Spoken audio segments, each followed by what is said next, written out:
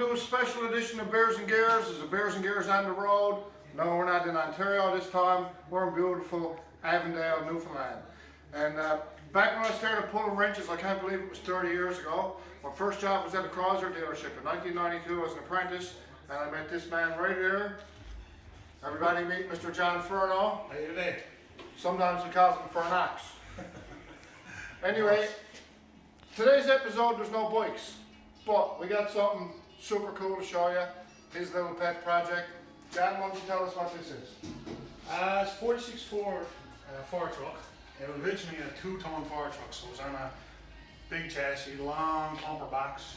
I cut it down and put it on a half-ton 1980 Warlock chassis with a half-ton Dodge pickup. So with that, I had an engine out of an old race car, it's 440, big mechanical camshaft into it, 12.5 to 1 compression pistons, and I put that in the truck. So it fit in very well. So something like that usually don't belong in a 46 the truck pin. actually came originally with a straight 6. Straight 6. And we got this beast in here now. And that's what we did.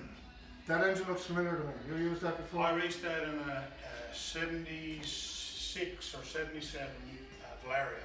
Valaria, yeah, okay, I remember that car.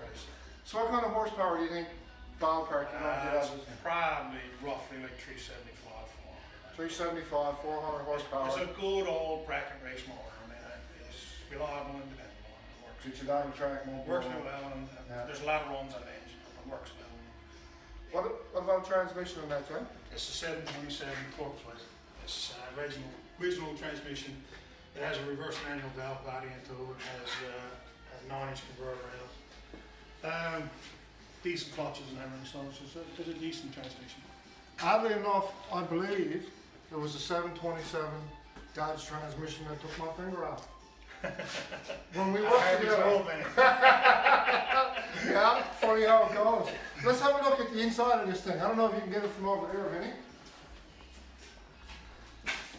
Tell us a little bit about what we got going on here. We got a set of race seats in, obviously. Yeah, put race seats in because this truck is being built for my son, and he's fairly big stature, so I had to get enough room in the truck and the cab, so he felt comfortable enough in the truck when he's only racing. Right. So I used, I didn't have a transmission tunnel when I bought the truck, so I used a 5-gallon jerry can and cut the jerry can down and put that in. And that's the transmission tunnel. The license plate was Tulsa gauges, was the original license plate that came on the truck when I bought the truck. 1970 license plate. 1970, so I think that's the last time it was licensed down the road.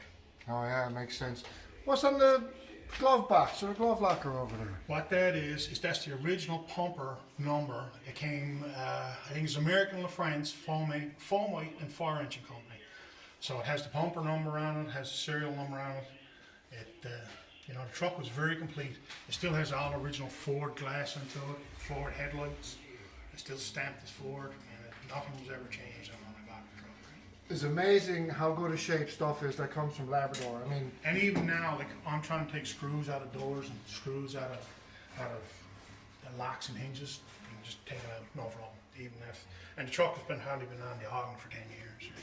Unbelievable. Yeah. Let's have a look back here, Vinny. So what are we running for a rear end, John? Well, it's an 8 3/4. Right now it's 391s into it. But I think we're going to move, I got a set of 488s. So I think we're going to put a set of 488s because we're going to be running 8th model in eastbound. So that's what we're going to put in the 488. So that's the goal with this thing, to run it this summer at eastbound. Yeah, well, the main goal is at some point it's going to go on the road. But this year we're just going to strive to get it runnable, get the kinks out of it, run down track a few times, put it in a bit of competition, and just see how it goes. Tell everybody what this is all about. Obviously, you had to construct this. Yeah, well, we had to make roll cage because if you sit in this truck, you realise that a 1946 truck, the cab is made to keep snow off you. Yeah. It's not made to keep for any safety protection. So we put a roll cage into it and put the back hoop into it so we can Very good. at least have a bit of. How about the exhaust? How are we finishing the exhaust? Oh, put the stacks in. Now, right now I got chrome. I don't know if chrome's going to stay, or chrome, or it'll be black. But that's what we're going to do. It's going to be full 3-inch with true chamber mufflers. So that's what our plan is. That's going to be a seriously cool truck. So we got a back done. And back is now the next project we got to start at now. In the next year or so. Hopefully we'll have that done by end of February and finish it. So the back is much the same style. It's all going to be, all the truck is going to be left like it is, original paint. Gonna rub it down the lid seat or and let it go like how it is. Beauty.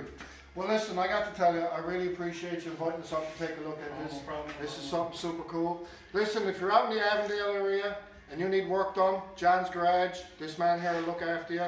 And without getting into too big of a story, I also want to say, because we're here with John today, sign your donor cards.